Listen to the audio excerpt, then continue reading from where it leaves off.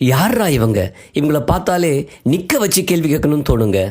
ஆமாங்க, இதுவரை யாரும் செய்யாத, யாரும் யோசிக்காத ஒரு அற்புதமான எண்ணத்தை உண்மையாக்கிய அந்த நல்ல உள்ளத்துக்கு சொந்தக்காரர். வழக்கமாக மகளிர் தினம் என்றாலே சாதனை செய்த பெண்களுக்குத்தான் விளக்குகள், மேடைகள், பாராட்டுகள். வெற்றி பெற்றவர்களுக்கு பின்னால் இருக்கும் மிக முக்கியமாக இருக்கும் ஒரு தாயின் மாபெரும் உழைப்பை, தியாகத்தை யாருமே அங்கீகரிப்பதில்லை.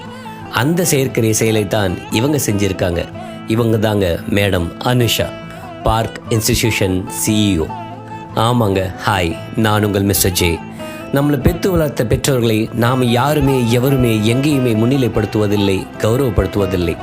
அந்த குறையைத்தான் இவங்க நீக்கியிருக்காங்க. அந்த கல்லூரியில் படிக்கிற மாணவர்களின் தாய்மார்களை பற்றி ஒரு ஏவி ரெடி பண்ணி கொண்டு வர சொல்லி தேர்ந்தெடுக்கப்பட்ட மாணவர்களின் தாய்மார்களை மேடையில் ஏற்றி கௌரவப்படுத்தி அழகு பார்த்திருக்கிறது இந்த பார்க் இன்ஸ்டிடியூஷன். இந்த மேடையில் இருக்கிற அத்தனை தாய்மார்கள் கண்களிலும் கண்ணீர் எப்படி வருது பார்த்தீங்களா? சாதாரணமாக அடுப்படியில் இருக்கும் பெண்களுக்கு பெரிதாக அங்கீகாரமும் பாராட்டுகளும் கிடைப்பதில்லை. அடுப்படியில் இருப்பவள் தானே என்று இந்த உலகம் சாதாரணமாக பார்க்கலாம். ஆனால் அடுப்படியில் இருந்து கொண்டே ஒரு உலகத்தை உருவாக்குபவள் தாய். அவள் சிரிப்புக்கு பின்னால் 1000 கேள்விகள் ஒளிந்திருக்கும். அவள் கண்ணீருக்கு பின்னால் 10,000 தியாகங்கள் மறைந்திருக்கும். அவளுக்கான அங்கீகாரம் கிடைக்கும் பொழுது அவர்களை அறியாமலே அனைத்து தாய்மார்கள் கண்களிலும் கண்ணீர். இந்த உருக்கமான தருணத்தை ஏற்படுத்தி கொடுத்த அனுசியா மேடத்துக்கு தான் நாம் எல்லாரும் நன்றி சொல்லணும்.